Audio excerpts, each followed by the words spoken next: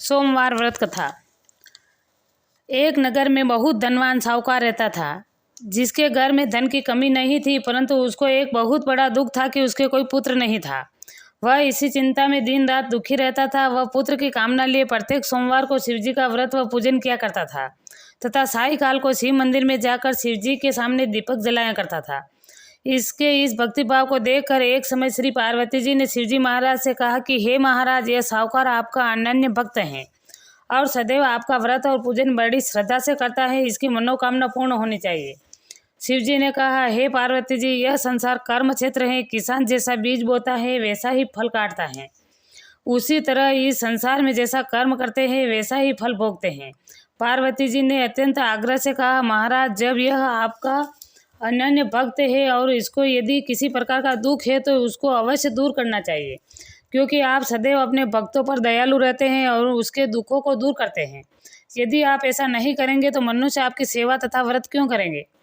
पार्वती का ऐसा आग्रह देख शिवजी महाराज कहने लगे, हे पार्वती, इसके कोई पुत्र नहीं है, इसी चिंता में ये अति दुखी रहता है। इसके भाग्य में पुत्र न होने पर भी मैं इसको पुत्र प्राप्ति का वर देता हूँ, परंतु यह पुत्र केवल 12 वर्ष तक ही जीवित रहेगा। इसके पश्चात वह मृत्यु को प्राप्त हो जाएगा। इससे अधिक मैं कुछ और इसको नहीं दे सकता। यह सब बातें साहूकार भी सुन रहा था। इससे उसको न प्रसन्नता हुई और न ही कुछ दुख हुआ। वह पहले जैसा ही शिवजी महाराज का व्रत और पूजन करता रहा। कुछ काल व्यतीत हो जाने पर साहूकार की स्त्री गर्भवती हुई और 10वें महीने में उसके गर्भ से अति सुंदर पुत्र की प्राप्ति हुई। साहूकार के घर में बहुत खुशी मनाई गई, परंतु साहूकार को केवल 12 वर्ष की उसकी आयु जानकर अधिक प्रसन्नता नहीं हुई और न ही किसी को यह भेद बताया।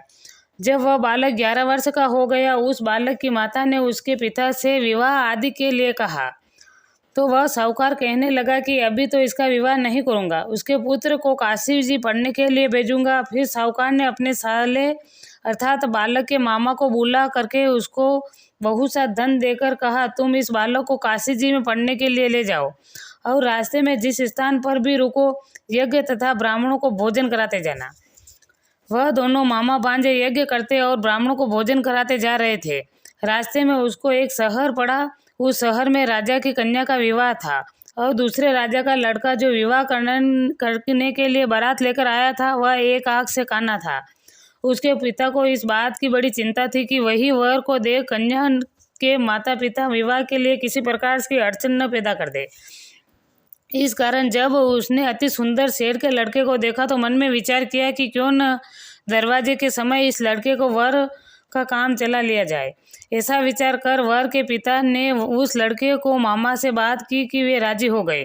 फिर उस लड़के को वर के कपड़े पहनाकर घोड़ी पर चढ़ाकर दरवाजे पर ले गए। वहाँ सब कार्य प्रसन्नता से पूर्ण हो गए। वर के पिता ने फिर सोचा, यदि विवाह कार्य भी इसी लड़के से करा लिया जाए तो क्या बुराई है। ऐसा विचार कर लड़के ने उसके मामा से कहा, यदि आप फेरों और कन्यादान का काम भी करा दे तो आपकी बड़ी कृपा होगी। मैं इसके बदले में आपको बहुत सारा धन दूंगा। तब उन्होंने यह बात स्वीकार कर लिया और विवाह कार्य को बहुत अच्छी तरह से संपन्न हो गया। परंतु जिस समय लड़का जाने लगा तो उसने राजकुमारी की चुंदड़ी के पल्ले पर लिख दिया कि तेरा विवाह तो मेरे साथ हुआ है, किंतु जिस राजकुमार के साथ तुमको भेजेंगे वह एक आंख से काना है। मैं तो काशी जी पढ़ने जा रहा हूँ। लड़के के जानने के पश्चात उस राजकुमार ने जब अपनी चुंदड़ी पर ऐसा लिखा पाया तो उसने राजकुमार के साथ जानने से मना कर दिया और कहा कि ये मेरा पति नहीं है, मेरा विवाह तो इसके साथ नहीं हुआ है, वह तो काशी जी पढ़ने गया है। इस प्रकार राजकुमारी के माता पिता ने अपनी कन्या को विदा नहीं किया और बारात वापस चली गई। उधर सेठ का लड़का और मामा काशी में पहुंच गए।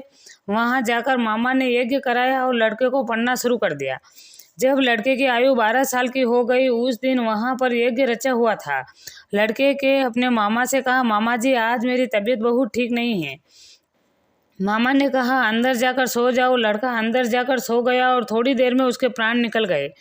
जब उसके मामा ने आकर देखा तो वह मुर्दा पड़ा है तो उसको बड़ा दुख हुआ और उसने सोचा कि अगर मैं कभी रोना पीटना मचा दूंगा तो यज्ञ का कार्य अधूरा रह जाएगा। अतः उसने जल्दी से यज्ञ का कार्य समाप्त करा दिया और ब्राह्मणों को जानने के बाद रोना पीटना आरंभ किया। संयोगवश उसी समय शिव पार्वती जी उधर से जा रहे थे। जब उन्होंने जोर जोर से रोने की आवाज़ सुनी तो पार्वती जी कहने लगी, महाराज, कोई दुखिया रो रहा है, उसके कष्ट को दूर कीजिए। जब शिव जी पार्वती के पास जाकर देखा तो वहाँ एक लड़का मुर्दा पड़ा था। पार्वती कहने लगी, महाराज, यह तो उसी शेर का लड़का है जो आपके वरदान से हुआ था। शिव जी कहने लगे, हे पार्वती, इसकी आयु इतनी ही थी, वह यह भोग चुका है। तब पार्वती जी ने कहा, हे महाराज, इस बालक को और आयु दो, नहीं तो इसके माता पिता तड़प तड़प कर मर जाएंगे। पार्वती जी के बार बार आग्रह करने पर शिवजी ने उसको जीने का वरदान दे दिया।